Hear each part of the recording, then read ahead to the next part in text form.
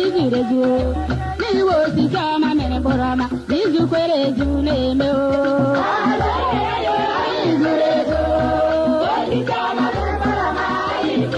ọhụmadụ wilu nwokoro n'izurezu ọhụ dị mma ka ibe ya elule